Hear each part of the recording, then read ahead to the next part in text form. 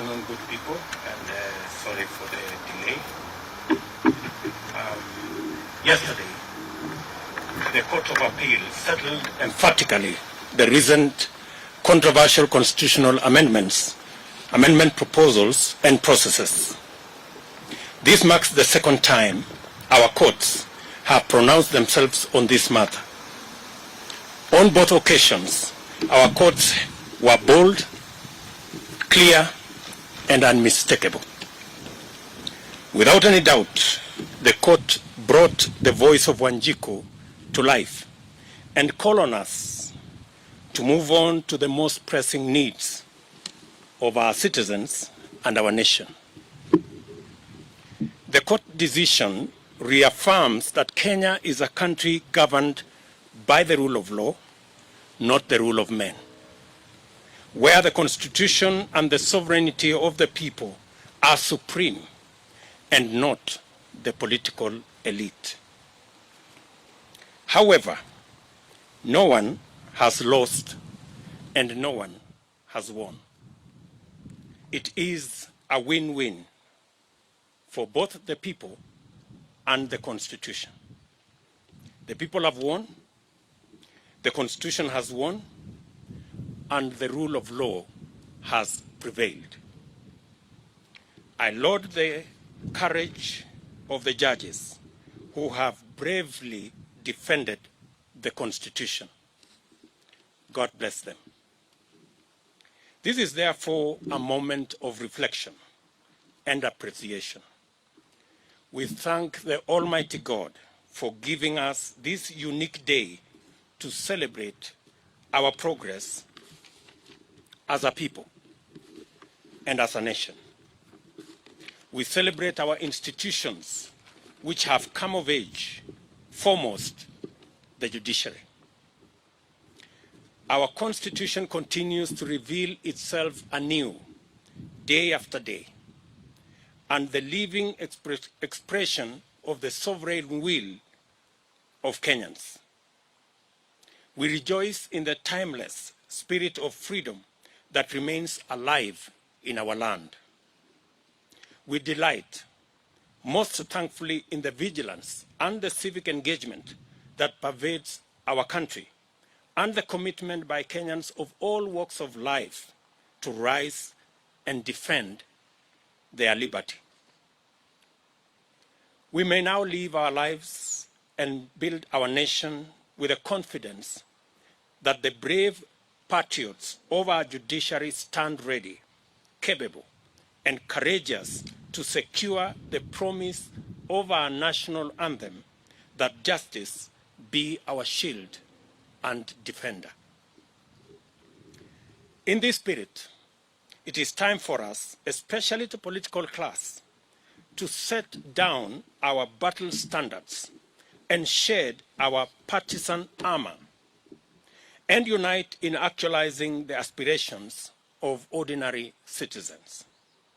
It is time for us to join hands and pursue the priorities of Wananchi with the same urgency, vigor that has been dedicated to the BBI. We must make up for all the time lost, resources spent, and opportunities foregone in the knowledge that time is of the essence. For truly, it is never too late to do the right thing.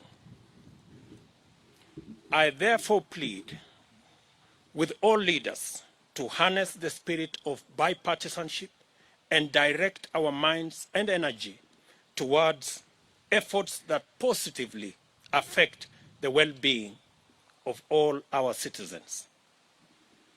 I strongly urge that our starting point in this endeavor is to apply our best collective efforts, mobilize and commit adequate resources towards the decisive management of the COVID-19 crisis in order to free up the country, return our people to work, and restore our economy to its full flight.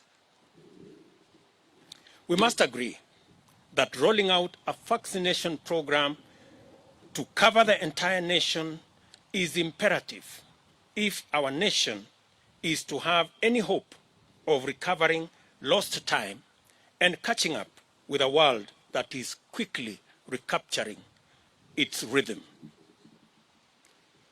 Nothing can stop us from achieving full success if we are all united in purpose and pursue this goal with the resolute momentum, energy, and resources previously earmarked for constitutional change.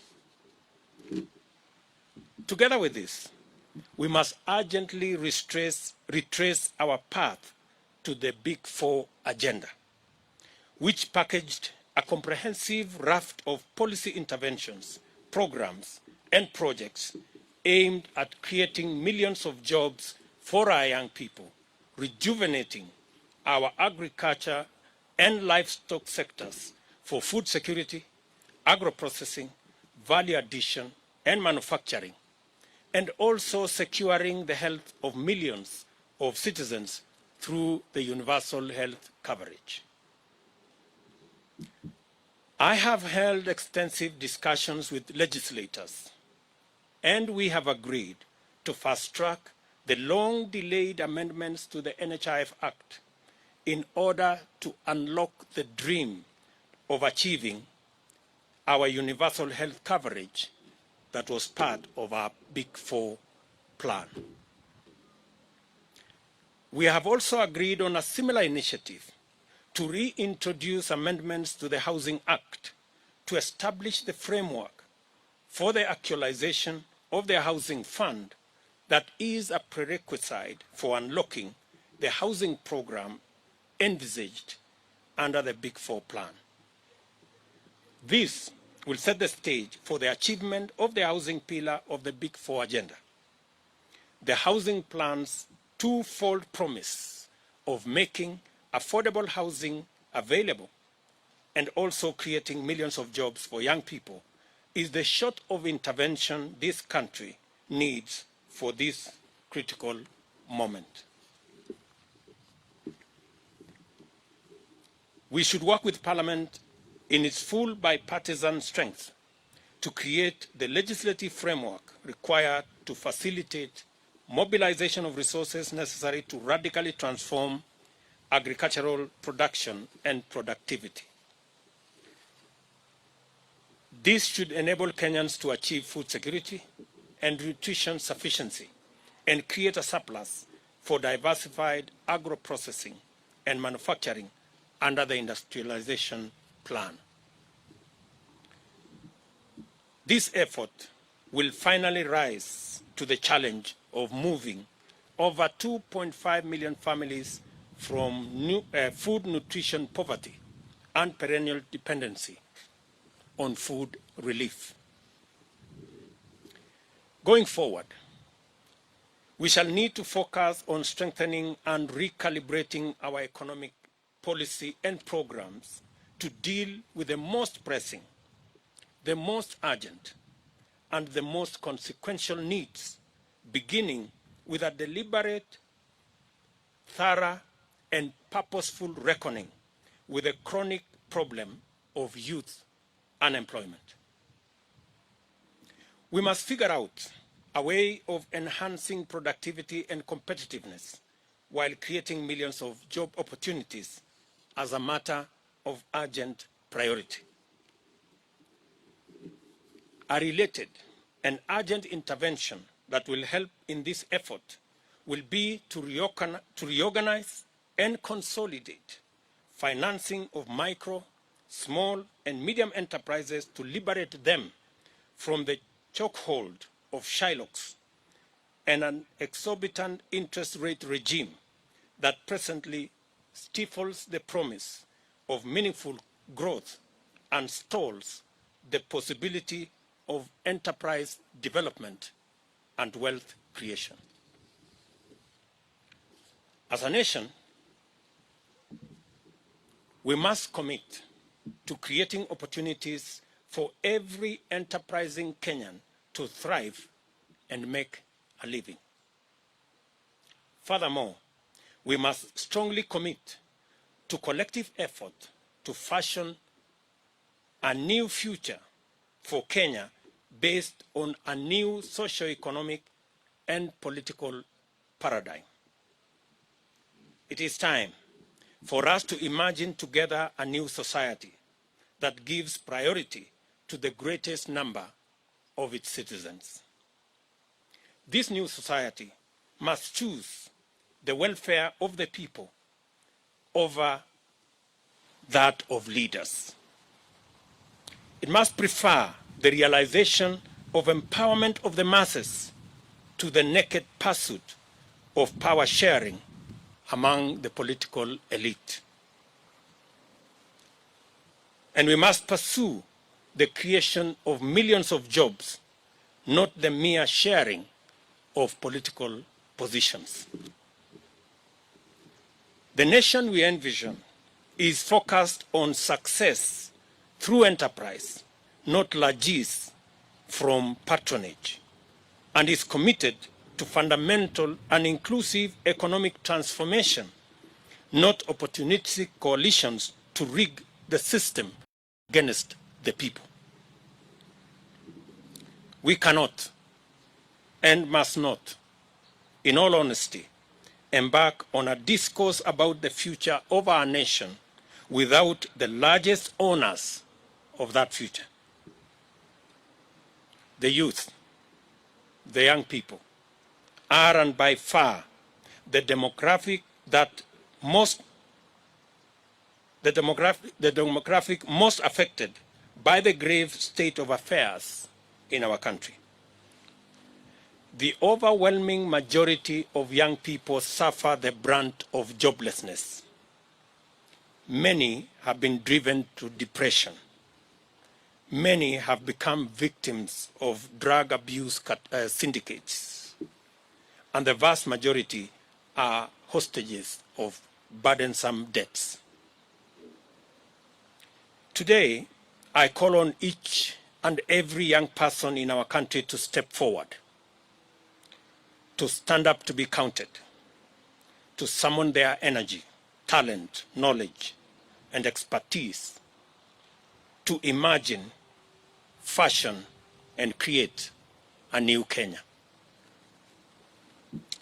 I urge the young people of our nation to refuse to be sidelined, to resist to be marginalized, but to assume their rightful place at the center of national discourse. Your place at the center of the national discourse is your right. Do not wait to be invited. Your future and that of our nation is anchored and premised on your readiness to assume your rightful position.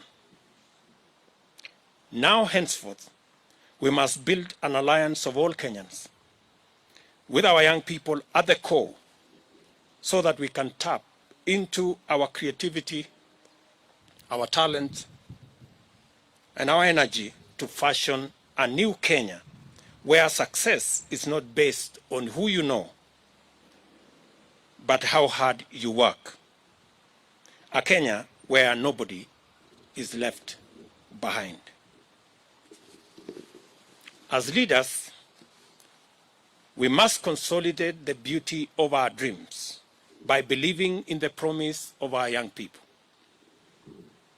We must deliberately, purposefully, and meaningfully turn to and keep our focus on listening to the youth and ceding ever greater space for them to express themselves and actualize their aspirations.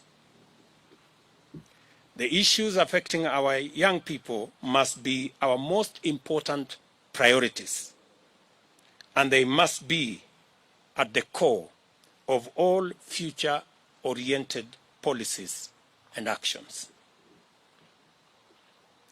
United as brothers and sisters in this great task, with the Almighty God going ahead of us, let us build this, our nation, together. Thank you very much.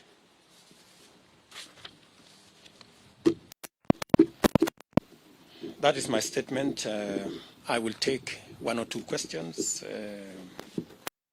just to make sure that there is sufficient understanding of the statement I have made.